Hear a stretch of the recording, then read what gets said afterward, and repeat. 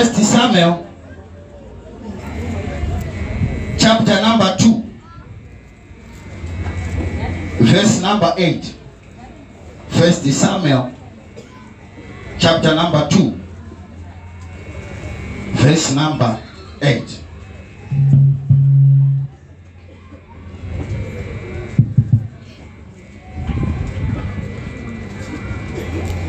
Titaverenga kubva pana Samuel wekutanga chapter number 2 kubva pa verse 8. Ndiye unosimudza varombo paguruva, unosimudza rombe achimubvisa padurunhuru, kuti avagarise pamwe chete namachinda, avagarise nhaka yechigaro choushe chinobwinya, nokuti mbiru dzenyika ndedzaJehovha, iye wakateya nyika pamusoro padzo. Maita zvakanaka.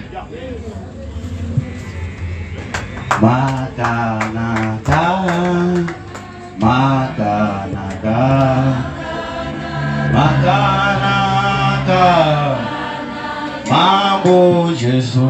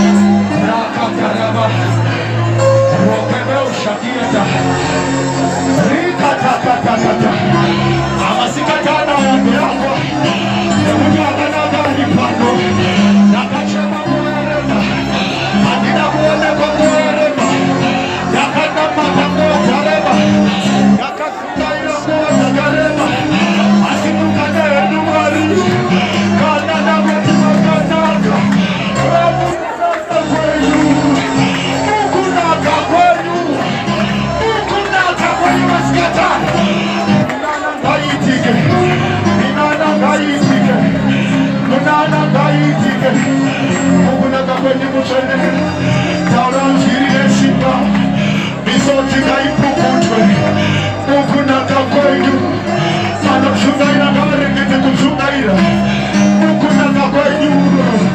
Takaona makumbo achitsemuka, takaona vasikana, takaona zvirema zvichifamba, takaona vane meso asingaona achiona. Mukadzi waibuda ropa, mukunaka kwenyu ropa rinomira. Ndakumbira kunaka kwakadai, ndakakumbira kunaka kwakadai, hamuunganidzire vana pasina Mwari. Ndakumbira kunaka kwenyu, ndakakumbira kunaka kwenyu, ndakakumbira kunaka kwenyu. Tikaendepi mukasaburusa kunaka, ndiani angapindura munamato kana mukaramba makanyarara? Ndiani angationa dai asiri Jehovha? Mwari mukunaka kwenyu, ndakumbira utaure nzwi, ndakumbira utaure nzwi. Ngatofundisi gombe asvike pawanona mata pamberi paMwari. Betawosh, Birialawosh, Betakosh, Marilo, Merili, Shima, Yenda, Marilo, Shikaba, Netish, Berilema Otsa, Hela Roma, Berilava Watsina, Minalash, Marileva Ushima, Yenda, Maushikaba, Murepano Baba Vedu. Itsika yenu Jesu, amuunganidze vanhu venyu, musingache kuvapa nekuvaitira Baba vedu. Iyemi mugere pachigaro chizere nenyasha zhinji, fukidzirai gote kwarino nekubwinya kwenyu Baba vedu. Vatumwa vedenga zvavaburukira patende rino, vavafambe vabate vakafanira kubatwa, vachiporesa vana kuporeswa. Iyemi makarukira tsinga dzemuviri wemumwe nemumwe. Unoziva yekuti mukabata vanorwara vanoporeswa, vamwe vabva vakaremerwa vauya kusangana nemi. Tinoda dama rako Jesu pariburukire pakati pedu. Endela vashikita, taura nesu Mwari, taura nesu, urape moyo yedu, utonge nyaya dzedu, ururamise mhosva dzedu, nekuti makanaka. Vamwe vane misodzi pamatama, asi vaingaimbi Mwari wekudenga. Pauvaise zvamunoda pakutendai Baba wekudenga. Tanamata masikati ano kuti negiraundi rakatsikwa ribatire moto wekudenga namacheza akakarwa akamuchire simba ramweya mutsvene. Iye changamire muponesi wedu, ngaarege kuzorora asingafambe pakati pedu. Itai zvamunoda, vanhu venyu vadzokere kudzimba dzavo vachiti tachibata nekuti makatendeka. Simbisai mushumiri wenyu Mwari, mupei kuda kwenyu Baba, aburuse shoko renyu Mwari sezvamunoda kuti rive masikati ano nezita raJesu. Mazita mweya mutsvene, torai nzvimbo ino ive yenyu Mwari muzita raJesu. We thank you, my Father. In Jesus' mighty name we pray. Hallelujah. Maita basa tingatora zvigaro zvedu rangoshumira nyaya manheru ano pamasikati ano yandati iyo pakupedzisira tichaona nyasha, pakupedzisira tichaona nyasha. Pataverengesa munamato wemumwe mukadzi anonzi Hana, ndobva amanikidzwa kana kuti atsimbirirwa, ndobva zvaita sezvakanga zvichimunetsa pamashure zvokuda kuziva kuti ko vasingazvare nevarombo vakasikwa nani.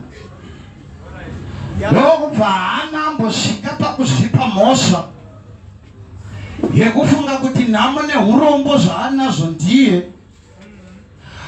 Ndokubva azozvipindura panguva dzokunamata manje, ndokubva ipapa pavhesi 7 zvikanzi Jehovha ndimi makaita murombo, ndimi makaita mufumi. Nobva dzakaipa papa hana kugumira pakuti makaita varombo kana kuti makaita vafumi. Ndokubva apinda pachapter 8 inova yandisimudza masikata.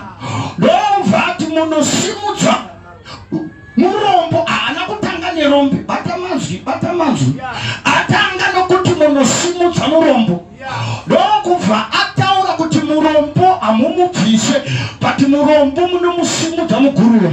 Bhaibheri rangu roti Mwari akasika munhu vakamuumba neguruva revhu. Vapedza kuumba munhu vamuumba neguruva revhu. Munhu paari kutadza unonzwa shoko raMwari richitaura kunyoka richiti nyoka uchanyanzva guruva. Ndobva ati nyoka uchafamba uchidya guruva.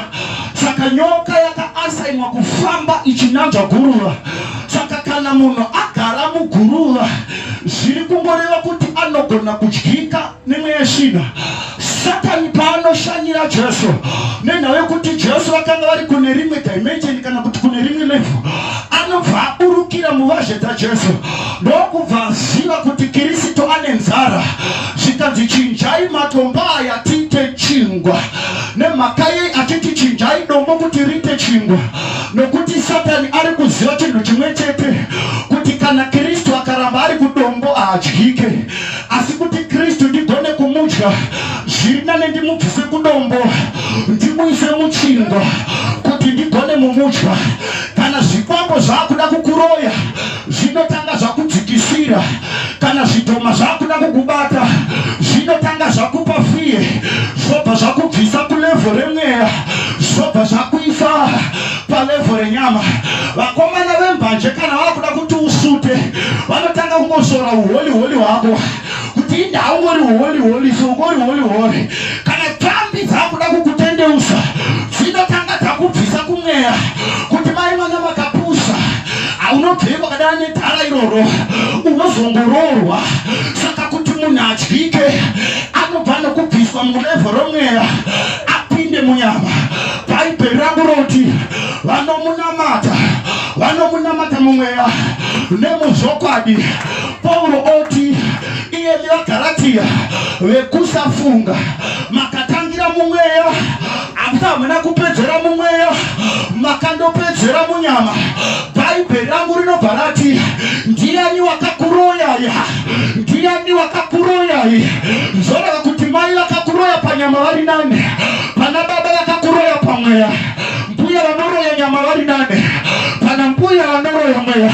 Jesu ouya pane imwe nzvimbo oti vakomana musatya vanouraya nyama vasingagoni kuuraya mweya, asi munofanira kutya anouraya zvese nyama nomweya. Ndokubva tadzoka kuti hana ari kuzvibvunza kuti murombo akasikwa nani.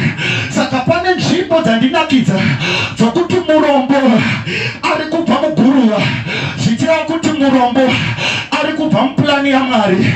Usazvisvore nekuti uri roja, urombo huri kubva mupurani yaMwari. Umwe munhu afunga kuti ndanyepa. Ukaverenga Deuteronomy chapter 15 unonzwa Mwari achitaura naIsraeri oti Israeri, kana waenda munyika yandinokuda varombo havangapere panyika. Kunyange nemunyika yaira huchi nomukaka nevarombo vakanga variko. Nokubva rimwe ramazuva murume anonzi Judhasi aona mumwe mukadzi achipa Jesu. Nokubva Judhasi azara nemweya, zvikanzi tenzi wangu tatora mafuta aya taatengesa tipe varombo. Ndokubva Mwari Jesu Kristu mbune akasika iwewe. Ndokubva ati Judhasi varombo munavo nguva dzose, asi inini hamuneni nguva dzose. Aiyakahata ukapinda muna mapisarema unonzwapo David achinyora achiti anosora murombo anosora muiti wake. Saka zvoreva kuti murombo akaitwa naJehovha. Ndokubva kwazoitwa Jesu achiparidza pane imwe nzvimbo, ndokubva ati vakaropofadzwa varombo pamweya nokuti vachagutiswa. Vana baba nana mai, nokuti ya Jehovha. Usazvishori nokuti uri murombo. Komane, usazvishori nokuti waita murombo. Nokuti Kristo akakusika. Nokuti vanhu vakufunga kuti nyasha kuchata. Ukasachata waita sekuti wabuda mplani ya Jehovha.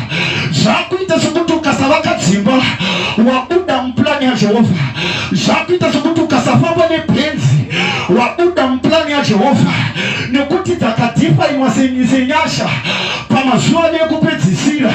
Kana munhu akadya mujonjo haumbomunzwa achiti nyasha. Ngaaite kapricestand kake, masoseji obva azara, zvimajusi zvozara. Unoona oenda pastatus oti ndo zvinoita nyasha.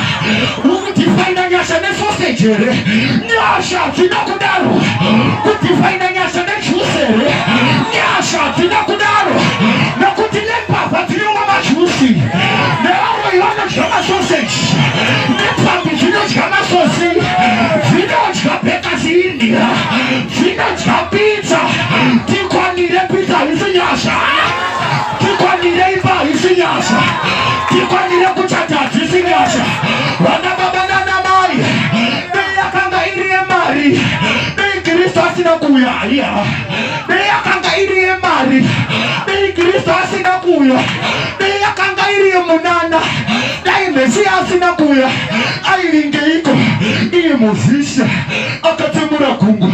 Aimboningei iye Mozisa akachinja mvura pamara. Aimboningeiiko iye Mozisi murenje akapinda vanhu. Aimboningeiiko iye Mozisi murenje aipfekedza vanhu hembe. Ukaiverenga kune Exodus zvinonzi hembe dzavo dzaikura, hembe dzavo hadzina kupfaruka, dziri pamuviri wavo, dzakaramba dziri nyuwane. Saka aivingeiko Kristu? Idzo hembe dzakanga dziriko. Aivingeiko Mesaya? Iye Elijah akaburusa moto, moto ukaburuka. Aivingeiko Kristu? Iye Elisha akapa vanhu zvingwa akatsemura Jorodhani. Aimboningeiiko Mesaya? Iye Abrahama akapa vanhu dzimba. Nokuti ukaiverenga zvinonzi ndichakupai dzimba kuKenani kwamuri kuenda, dzimba dzakapera kuvakwa. Aimboningei vana Rakabichifeve vakatorwa vakafa. Aimboningei vana Rute vanga vatorohwa kare. Maimboningeiiko Mesaya? Nyasha dzisi dzovarume, nyasha dzina kudaro, nyasha dzina kudaro. Usavharwa kumeso nokuti handina hembe. Ndinofara naJobho anoenda kumadota achinanzva nembwa. Unonzwa Jobho oti ndo zvinoita nyasha. Jobho anoti ndo zvinoita nyasha. Vana baba nana mai, nyasha dzina kuda kuti tigarike. Vanapita vakakurwa musoro. Vhangeri renyasha raigurisa ira, vhangeri renyasha raiuraisa.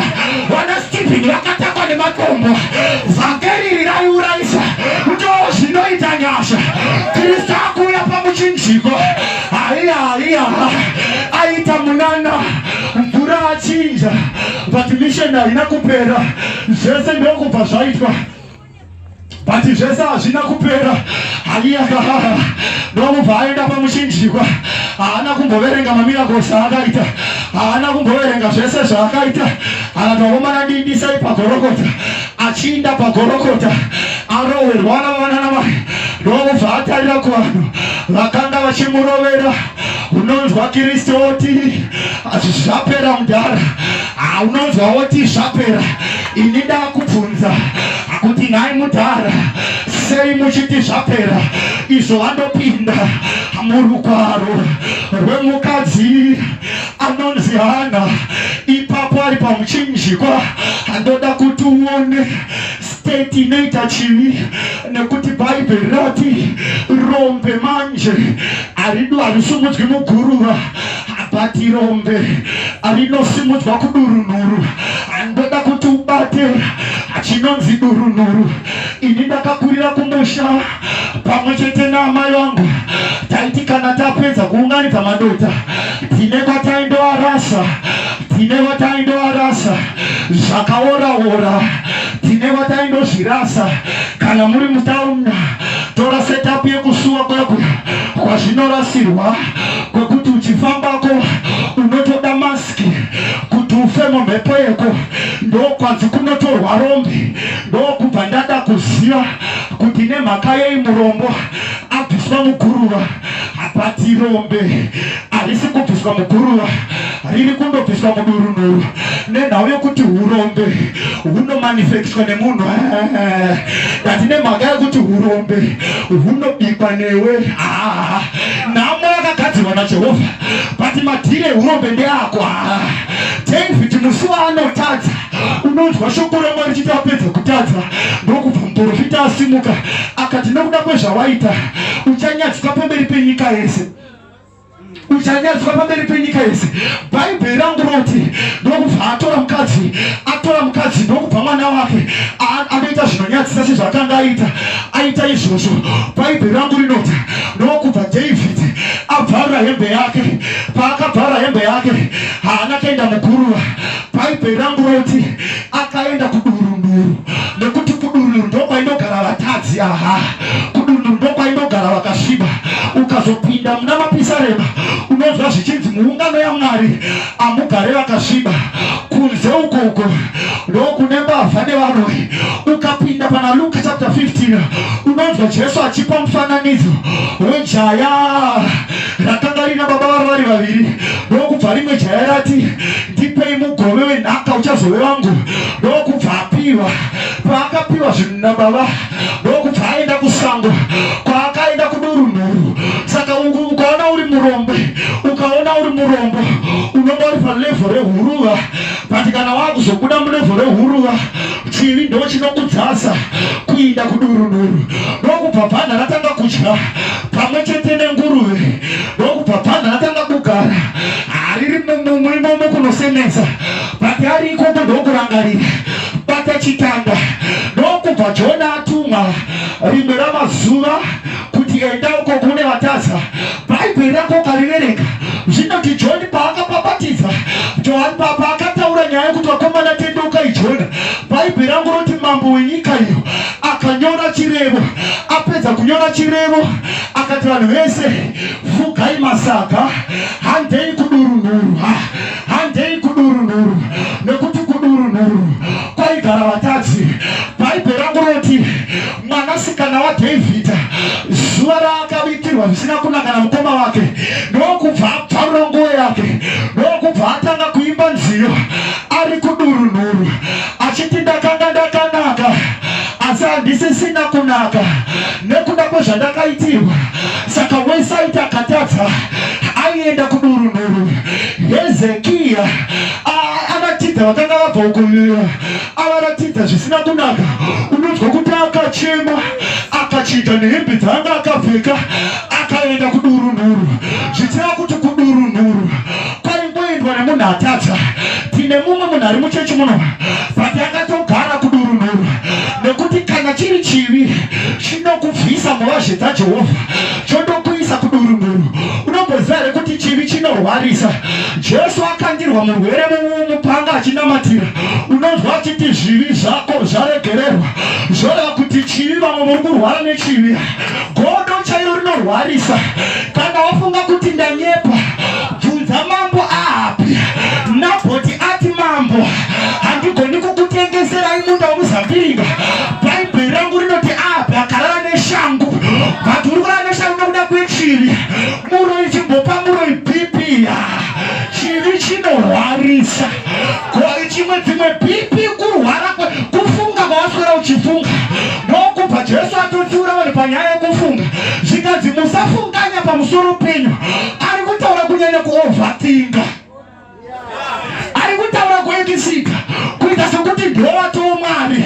Zvikanzi kunyange ukavata uchifunga, une simba here rekushandura bvudzi rako kuti riite chena. Kana usingazvigoni dzikama tidyire, yatinzikama dyira vanhu. Chirwere chinorwarisa. Ayayayayaya, rega ndipaparidze papa. Unonzwa baba Gombe kuti mwanakomana waDhavhidhi dhimoni reruchiva ramubata akarwara. Ayayayaya, zvinobva akapinda mumachira. Ufambi hunorwarisa. Ipapa muchechi munomwe munhu okuti akati Mwari makanaka rimwe iwe mwanasikana iwe mani iwe unohwara uri muchachi munyere chiri chinohwarisa chiri chinohwarisa uri muchachi unochiva bhutsu yemunhu unochiva wigi yemunhu kusvika zvako kusongora zvokutoti handiva mhoresa vanenge vanoonererwa chiri chinohwarisa chiri chinohwarisa uri kudurunhuriwe Mwari ngaakubvise kudurunhuru iti Mwari ndibvisei kudurunhuru bitterness inohwarisa wadiko wamboemuta zviri mauri wadiko wamboemuta kusaregerera wadiko wamboemuta mutoro unonzwa Jesu achiti akudzoka kusino kunobva zvinhu pati zvinhu zvinobva mauri ndichifamba mufundisa mafudzi angaya anorema zviri mumwoyo ndo zviri kuremera mafudzi kuturamo hasi madhimoni wakatakura godo wakatakura ruchiva wakatakura kunyepa wakatakura makuhwa wakatakura kuputsa dzimba dzevanhu ungasaremerwa sei nemafudzi vanhu vachigara vachikubvudza makuhwa ungasaremerwa sei mafudzi vanhu vachigara vachiti gogogo ipapa pako ungasaremerwa sei mafudzi uchimaindi yewoni wokoswa maindi yewoni business uchaona zvichireruka uchaona uchireruka maindi yewoni business maimwana munoreruka tichaona makunyemerera unogara unongoti kwindi kunge fesi yafushwa unge mufushwa aiwe mani wekwana chibosekawo pakataurwa joko haseke makuhwa akawandaka bhaibheri anoti akaipa anomhanya akaipa anongotiza pasingasi anokudzinganisa ipapa vamwana kuri kuonana rega ndipe demonstration kana uri mukombi ukaona mublasi wauri kuvhara chikwereti chako unenge hauri kuonekwa chero mukataurwa joko pepepepe chikodzero uri kuchakuti dhora rangu pano kuda kudzikama muchechi akuzi kudzikama nhando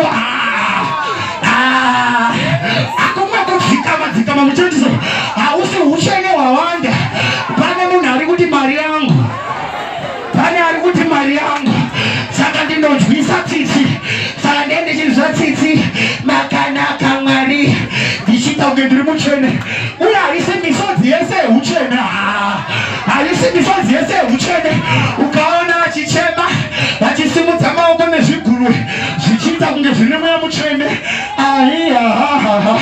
ari kuti Mwari kusandiuraya inyasha nezuva chaendai kubhawa ndaive ku90 club ndakatamba zvisina kunaka papati saka apinda muchechi anochema iye Mwari haabvarwi nemisodzi macho zvino zvamakachema kare dai Mwari aipindura misodzi dai musati mapindurwa here anopindura utsvene bhaibheri rangunoti munamato womunhu wakarurama munamato womunhu wakarurama une simba unoporesa varwere unomboziva zvinoita kururama unomboziva zvinoita kururama mukatora kamwana kacheche izvo zvizvi kukapa mbuya vane misikanzwa kanoresponda kukapinza mumusha musina kunaka mune gona akamboti gona riri papo asi kanokuudzai kuti pano pane gona nekuti kakarurama iwewo ukapfuura nepamakuva hauzvinhu kuvatamba memuroi dzinobata kugara nemusatanisti mukombi kana kuzvifira kana kumbonzwa kuti mukombi muno mune munhu akashata makapfuura nevho maakudurunhuru kudhara pavakanga uchiri mweya chero mukakapa chikafu chine poison kakadya kasingazivi akafi bhaibheri rati muchamwa zvinouraya zvimwe uri mutadzi hachimbozviedzaka chero ukazvimwa usingazivi vati vatsvene vakamwa unozotoudzwa kuti mvura yevamwe yababa ine dangerous iwe tichiita ndichengeta kururama vanhu vandaminanai naElisha saudi kururama kwaElisha toraminanai ana Mozisi kururama kana Mozisi ati kude kungopinda muchechi kutanga kubata maiki simba power the power the power wakati the power reka unechiteini power iroro kururama kwakaitepi pakati pedu munamato wemufundisi wakarurama une simba mari dzevanofundisi vakarurama ine simba mari dzekucherekarowa unazo unonzwa anoti yakapera kudhara pangosara zivoisi nechipo chete. Song ikaimba nemuchene munoinzwa kuti ine mafuta song ngaimbwe nemombe ngaimbwe hauzvizwe hauna mafuta aunonzwa chechi inotonhora kuti tono rurama. Song yavakarurama ine simba ashari yemunhu akarurama ine simba. Kuna vamwe acho kuti unosvika kuti kreshe chero wakatungamirwa unovhunduka uri asasekererawo kana uchingone mwero wangu une kutyisa. Ashari yevakarurama ine simba ine simba ine simba. Kururama kune simba. Simba harisi musimba riri mukururama. Mina nejesu munoida samuna kururama sajesu. Kungobuda madama akutuka iye anonzi haana wakatuka.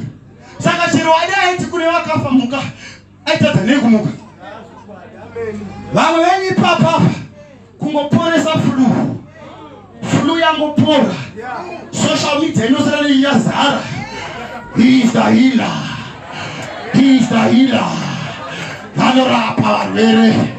Tibvunze kwarapei konza ikasvigwa musoro avagomara musoro BP uyu unongopora kana munhu aridzirwa majesu.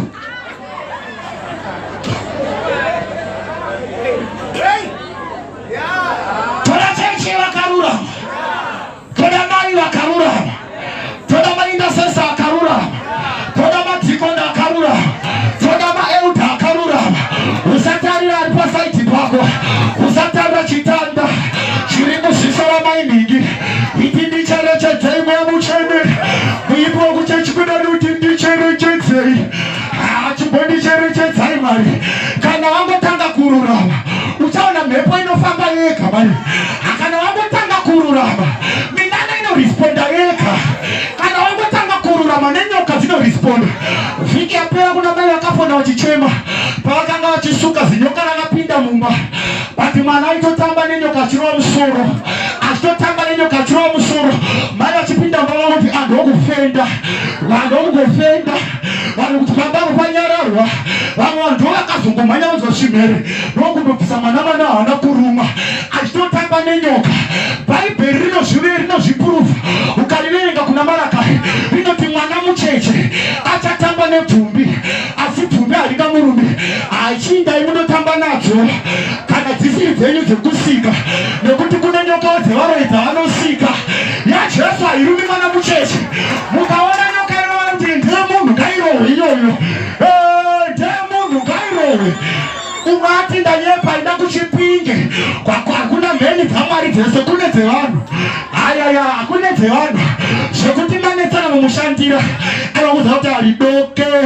Unoona zvimakore zvichingotishwa zvichingotishwa zvimakore kungoti naene kuti kitikiti imheni dzevanhu asi yaMwari hairoyo vakarurama. yaMwari hairoyo vakarurama. Vakarurama iwe akarurama nematambudziko mazhinji asi Jehovha anomubudisa paarose. Ndati pakupedzisira uchaona nyasha. Pakupedzisira ndichaona nyasha. Pakupedzisira ndichadziona nyasha. Vanaovana namai kunoendeswa murwere kuna Jesu ndokubva vanhu vatanga kubvunzana setsika yavo kuti ndianiko akatadza pakati pomwana uyu nababa. Vanamai vacho vakapinzwa bhizi yekushungurudzwa nekuti kuzvara chirema panguva idzodzo kwaitosungisa. Uri kunzi wazvara sei chirema une chavakatadza. Kuva murombo waitonzi une isaini yokuti une zvawakatadza. Kushayiwa unonzi une zvawakakanganisa. But Kristu achiuya ari kuuya nevhangeri raanoti pakupedzisira uchaona nyasha. Ndobva atarira kumurwere, ndobva ati uyu murwere uyu zvakaita kuti ukuru hwaMwari huoneke. Zvoreva kuti tine vatama maonero edu padambudziko ndeanosiyana. Umwe munhu akarwarirwa mumba izvo zvanotsvaka varoi pakati pedu pakarwa vashaiva vamhena kumadzibaba hakusi kuprofita. It's obvious. Ndini chiprofita zviri obvious kuti kana marwara munondopfudziraga. Nokuti pfungwa yemunhu ndeyekutsvaka akonzeresa dambudziko. But Jesu achiuya havasi kutsvaka akonzeresa, ari kungoda kuporesa chete zvotopera. Haadi kukubvunza kuti ndivamwene vakakuro here, ndiani akatiusa rohwa, anongotakura nhoo dzako uende. Manje vanagamba vatakuporesa tombopa Timoni manikiso kuti chechiti hawana pastor vane power. Ino ndobva raita manyarobho unereruka zvichitaura risingadi kuenda tichita drama. But kana Kristu asvika kuti out in the name of Jesus, paakasvika pana region haana kuda kumboripa nguva. Timoni rega rakada kuti mairiko nguva yengu isati yakwana. Rega Timoni ndo rakangotaura kwete zvedu zvemamovies. Ukaona uchiri kuda kutsvaka muroi wako, ndiwe une problem. Ndiwe une problem. Vadiko vatsvaka Kristu, asingakudze vanokunyera, asingakudze vakaromba. Vadiko vatsvaka Kristu, anongokubvisa mumadhaka, asina basa neakakuchetako. Yakapera nguva yekuita basa nevaroi, yakapera nguva yekuita basa nevakaromba. Zvigadzirise umboona zvoitana mudhara kuti ukazvinatsa pakupedzisira unodziona nyasha dzichisimuka. Pakupedzisira mai mwana munomuona achionererwa. Pakupedzisira munomuona achisimuka nesimba. Zvinonzi naJobho, nokuti ndinoziva kuti mudzikinuri wangu mupenyu. Pakupedzisira, pakupedzisira muchamuona achisimuka, muchamuona achisimuka. Vana baba nana mai, ndakaona bhora reMadrid neMan City rakanga rakundopera pera. Ave City vatondorara vachifara kuti tawina. Ancelotti ndokungosabhura ndokutora mukomana anonzi Rodrigo, andokubva mukomana apinda nezine jinja. Jesu akutoita substitute, ndati Jesu akutoita substitute pano. Pane mechi yakatorohwa varume, takabayiwa ndotozviziva. Muupenyu hwako vakabayiwa, kudzidza venyu vakabayiwa, asi Jesu ndakumbira super sub. Nditi Jesu ndobvokumbirawo super. Vana vangu havasi kuroorwa, ndinokumbira super sub panapa. Murume haasi kudzoka kumba, ndinokumbira super sub. Zvinonzi Rodrigo achipinda, andokubva angorinzide mukomana achiti waya, andokubva atora bhora, haana kucelebrata, akananga naro kunyeko kusenda. Kunyange ukagohwesa chimtumbu manya naro kusenda. Vana vakachata manya inaro kusenda. Murume akadzoka kumba manya inaro pasenda. Ndikatenga mota manya nayo pasenda. Ndikawana basa manya nayo pasenda. Ndikagraduata enda naro pasenda. Manje tine vanhu vari kucelebrata vakabayiwa. Uri kucelebrata vakatochiwa kudhara, makore ako akawanda richinda pasenda. Andokubva mukomana aonererwa, andokubva mukomana aonererwa. Ipapo nguva dzadza muma90 something kuti ratosara nezvimaminutes kuti ripere, ndokubva mangodzikona kiki. Ndokubva mukomana angotungira mumusoro, ndokubva akacelebrata zvekubvisa hepe. Ichakwana nguva yekucelebrata. Pakupedzisira, pakupedzisira tichaona nyasha. Kudzidza kwangu pakupedzisa tichaona nyasha. Ndinogona kumborwara asi pakupedzisa tichaona nyasha. Ndinoona mbuya Sara vanoti makandiseka asi pakupedzisira ndakaona nyasha. Abrahama kunyange achembera pakupedzisira akadziona nyasha. Ndinoona Jesu Kristu aenda pamuchinjikwa, nyika yamuramba vanhu vamuseka. Paanomuka kuvakafa anoisa maoko muhomwe ndokubva atarira kurufu. Unonzwa Pauro achiti, anoti grave, grave, where is your power? And death, where is your sting? Ndini wamakarovera.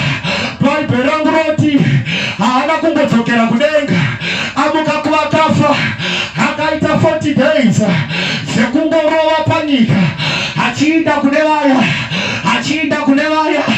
Paanosvika kuna Tomasi, Tomasi anotanga kudhauta. Iye anongoti mavanga muri kuona mukoma Tomasi batai, mavanga enhamo tinoada, mavanga ezvikwere timachengeti, mavanga pane paachashanda kuberuko mavanga iwayo machengeti waropofadzwa marangu ropofadza hama dzinoti makaromba asi kana uine mavanga ayaya manje kana uine mavanga ayaya unoti mukomba batai handina gondaro ndakaenda mabvi anoshanda pakupedzisira ndichaona nyasha chengeta mavanga iwayo usadzime mavanga iwayo bhaibheri rangoti namavanga ake takaporeswa hatisi kumbopora nezvimwe kungotarira pavanga unopora makadhi emuchato aya amakatora muchiri mune mukoma nemusikana usamadzime musi waunenge warohwamba maindavo muchinhu chavo wabhorangarira mavaiona paya unoona I love you chidzoka mavanga anoshanda pakupedzisira nchaona Mwari unonzwa Mwari achiti musarasa matombo amakaona pagungwa tsvuku kuitira kuKenani nokuti kuchazosimuka hondo asi ukarangarira dombo dombo iri Jehovha akandibvisa tine vanhu vasingachaoni minana yaMwari nokuti havasi kutarira muupenyu hwavo Mwari ane paakakubvisa Mwari ane paakatombokupukunusa pamwe pakaoma chama Mwari ane paakatombokurwira pasingaiti asi hauchaoni nyasha nokuti watarira kune material things hauchaoni nyasha watarira kudzimba but Mwari uye ane paakakubvisira zvinhu zvakasunga akaoneka dautongoti Mwari ndikuda substitute masikata yamunoisa muupenyu hwangu zvamunokanda in my life ndakabayiwa mweya mutoindoziziva ndakatodyiwa panapa ndiri kutoziziva mazikoma asi kuya mabasa hakuna renda handina ndakatodyiwa muchenisa kusutaimeka panapa unoona ngirozi dzichiburuka wena unoona vatuma vachiuya wena unoona umwe munhu achibviswa UK kungobvisirwa iwewe umwe munhu achitinwa muhondisi ungonzifamba oshaye kuti ari kufambei chikonzero Mwari pakupedzisira ndichaona nyasha ndichasimudzira meso angu makombo rubatsiro rwangu runobvepi runobva kuna Jehovha unonzwa Proverbs kuti ibhiza ragadzirirwa zuva rekurwa asi kukunda kunobva kuna Jehovha ndakuti svike paunosimuka masikata honi pakupedzisira ndichaona nyasha